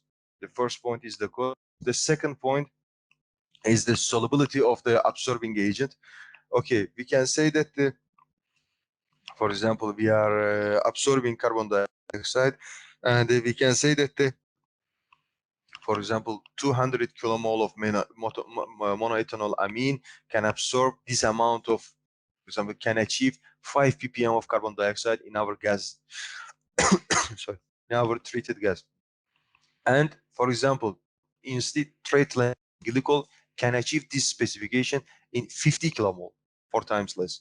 We should consider the cost of the triethylene glycol and the monoethylene amine. Then, considering these, let's say, the flow rates of the monoethylene glycol, monoethylene amine, for sure, in case of the monoethylene amine, we should have the bigger, let's say, the monoethylene amine is cheaper than the triethylene glycol, and then in that case, okay, we are paying triethylene glycol, for example, higher for every, for example, kilomole or kilogram. I don't know the unit of the sold, how they are sold actually in liters. Let's say the monoethanol amine. Okay, for example, let's for the general capital cost, we are paying less for monoethanol amine, but triethylene glycol we are paying much more. But we should consider also in case of monoethanol amine, we would have the higher, bigger diameter of the column, also the bigger packaging system. That's why there is another general cost regarding the higher amount of monoethylenamine. Although it costs less, let's say, the less capital cost regarding buying this absorbing agent, but in another way, let's say, doing designing of the columns, it gives higher cost. And another point is the efficiency. The another point is the mutual effect of this gas or of this fluid with the absorbing agent. Another point is that because we don't want to have boiling of absorbing agent in absorption column, because that's in that case we are using, and we are let's say we are improving our treated gas stream with our absorbing agent. That's why we don't want boiling of the absorbing agent in the absorption column. That's why also the boiling points. And then I think that's all about the absorbing agent, and I think that's the point which covers also your interest regarding selection of absorbing agent. Talia, yeah? Yes, that's clear. Thank you very much. No, thank you so much for the question. Another question from Ramin Majidov. In most cases, absorption and stripping is done together, interchangeable. What's the main importance and meaning of this? because as I just said, you just for the absorber, because we are using the absorbing agent and we are paying for that and we don't want to lose it. Okay, just for the 20, for example, I am just assuming the numbers. For example, for 50 liter of for 50 liter per hour of gas, of our gas, we are using, for example, 50 kilomole per hour of monoethyl. For example, take triethylene glycol. Okay, and then after purifying of 50 liter of gas, why we need to, let's say, eliminate or just lose this amount of the triethylene glycol, because we can reuse it. In order to reuse it, we are using the stripping, and in the stripping column, we are using the stripping agent, or simply the temperature. What we are doing, we are eliminating the solvent gas in the absorption column inside tag. We are eliminating it in the stripping column in order to recover this. If you see the stripping column, okay, that's the rich solvent comes. It's a pump passing through that cooler. Let's say, actually, it's a heat exchanger, but this stream is cooled here and enters to the stripping column. And, oops, so we are using here some heat. That's a reboiler, giving some stream, giving some energy to the steam system. And here we are, let's say, in this way, the gas solved in the rich solvent in the absorption column, solved in, because here, for example, carbon dioxide solved in the rich solvent, releases because of the heating, but and we are recovering our solvent. Now it's called the lean solvent. Lean solvent, we can also call it that the pure solvent, and let's just impure solvent. Not impure, used solvent and recovered solvent.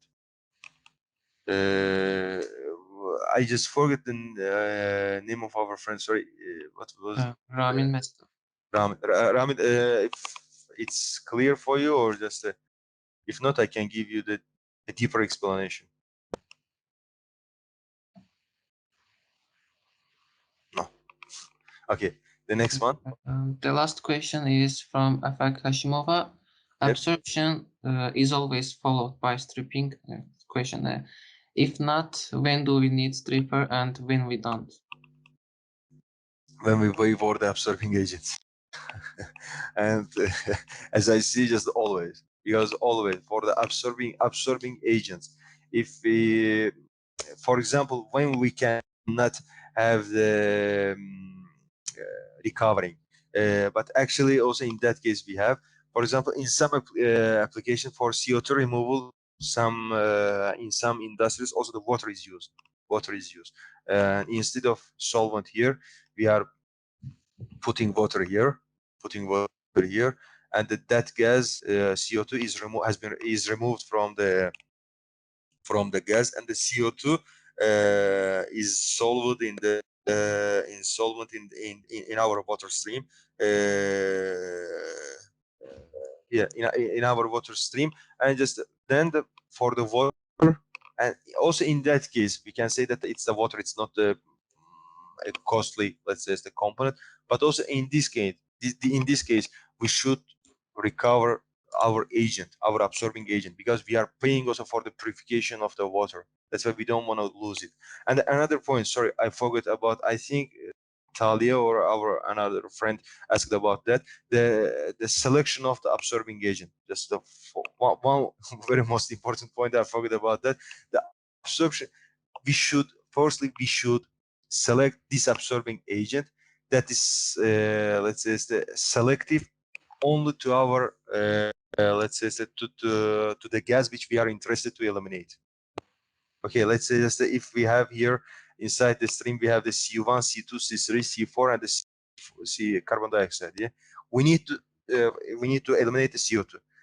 We need to use such a solvent which solves only carbon dioxide, not affects the C1, C2, C3, C4.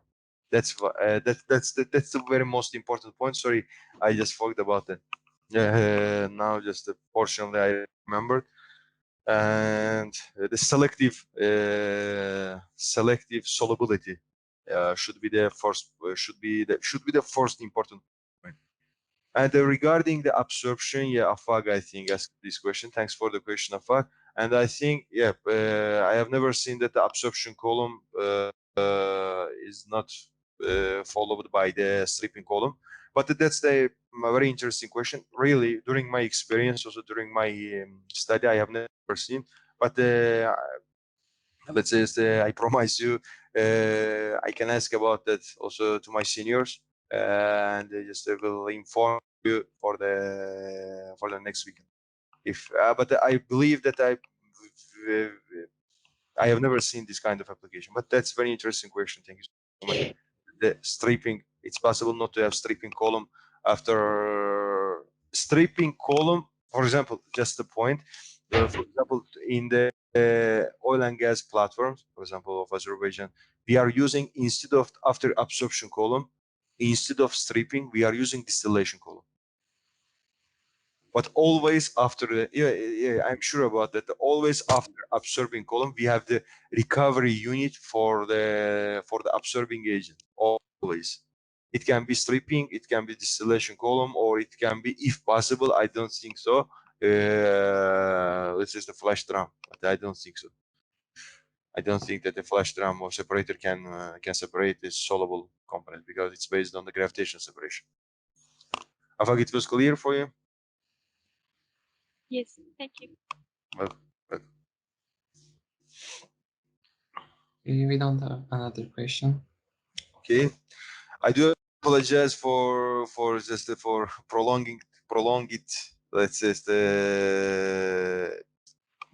prolong the session a little bit because I just went a little bit deeper. That's why I do apologize for you, and I am sorry for your schedule. And thanks for your attention.